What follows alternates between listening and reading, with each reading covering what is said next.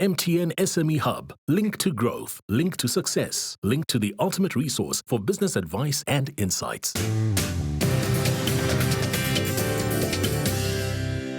Welcome back to the Big Small Business Show. In studio with us today, we've got the winner of the MTN 702 Small Business Awards.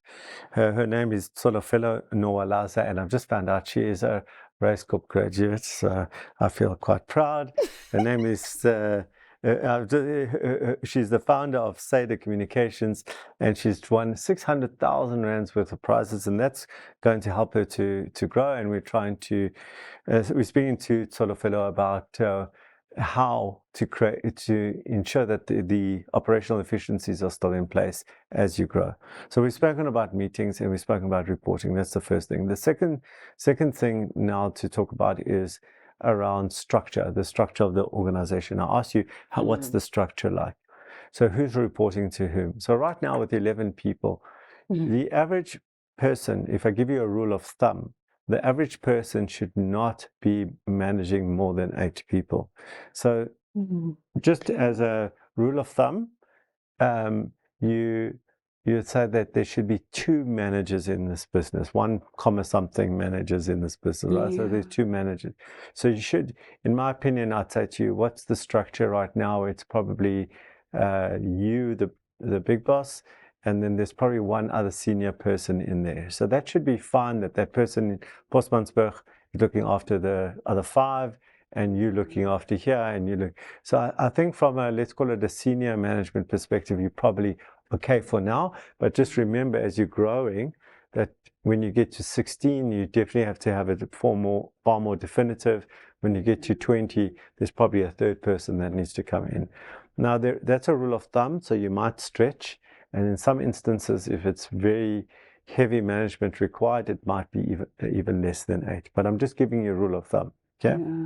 So then we have to now have we're now going into the different, let's call it hygiene factors, in order to ensure business grows efficiently over time. So the first thing to embed from that perspective is your performance management, and that needs to be a system where you performance manage people on a quarterly basis.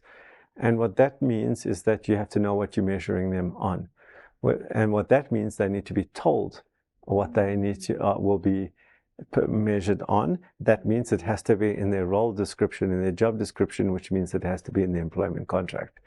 And what you see with businesses that are growing, they've missed that whole part.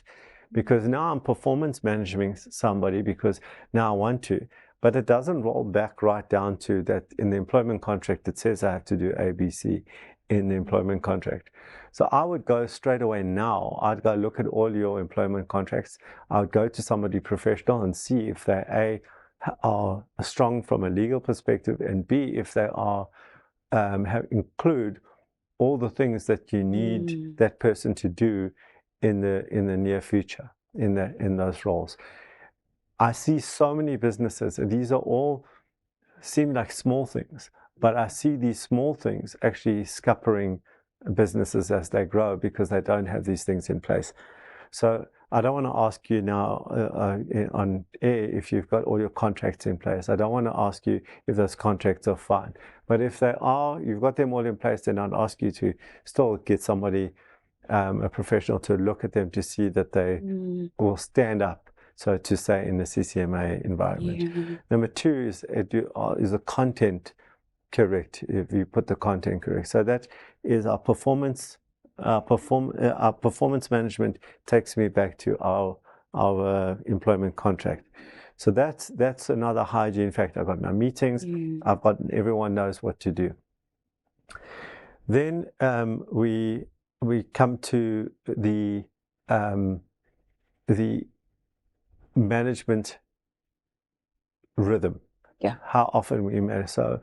So when we look at the management rhythm, we look at how often you meet the managers. Okay. What do you want from them? You're not having a catch up, as you put it. Okay. You're wanting to make sure that they are running their part of the business like you want them to do. So obviously they bring in what their experience, but you have to know how they are running, what reporting and what metrics you want from that business. Because remember, you can't be everywhere. Right now, I'm sitting in studio, and I've got a business with nearly 200 people, and I don't know what everyone is doing, but I know to an extent what they're doing because I've got 8 senior people reporting to me, and I speak to them literally in defined gendered meetings on a monthly basis, and they meet with their people, and so everyone is meeting with everyone so that I get to understand what everyone is doing. And that has to be, and this is the important part, that has to be related to your strategy. So you set the strategy, so you can have a whole bunch of people working, but they can be all working on different things. So when you're meeting with your senior people, you have to always say relative to what, which is the strategy. So the next piece is to have the strategy in place, because as they say, if don't know where you're going, any road will take you there. So what's the vision? Where do you want to take the business? Where do you want to take Sayda Communications? What's the strategy? What is your strategy to get there? And so everyone's work needs to be related to that strategy. Otherwise, what you see is as organizations grow, then this manager is following their own thing. This manager is following their own thing, and they're pulling the business apart, becoming inefficient, because you're not sitting in the role where you're saying, I own the strategy, and that's got nothing to do with where I want to go. It's got nothing to do with the strategy and how to get there. It's got nothing to do with where I want to go. So you, that person that's pulling that together and aligning what they're doing to the strategy. So number 3 and 4 is vision and strategy. Right? So that's you have to get in place. And then finally, for me, this is a whole day, but finally for me, it's around the leadership in the organization. So you cannot be everywhere all the time. So now we've got managers, but managers manage process and manage people. What you want is leaders, so people who lead people, inspire people, take people. So you want your managers now to become what is termed leader managers, not managers, but leader managers. Right? So now they're leading and managing. They're managing process, they're leading people. They're leading those people, right? They're leading them where? They're leading them to your vision. How? Through your strategy. How are you managing that? Through the meetings. How are you managing that? Through their job descriptions. And that, in a nutshell, I've tried to take, a week's worth of training into 10 minutes. You can only get that on the Big Small Business Show. Definitely. So I hope I've given you some things to think about in terms of as you grow. And I'm very excited that you have won. I would just say one last piece of advice to you, Tsholofelo, is that use this opportunity. These opportunities don't come easy, and when you've got them in hand, act with urgency. Use the platform given to you by 702 and by MTM, and grow the business, become successful, employ people, and make us proud. Definitely, I'll keep making you proud. Great.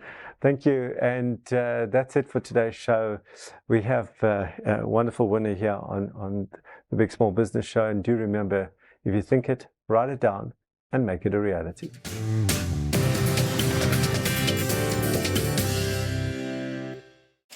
The Big Small Business Show, proudly sponsored by MTN Business.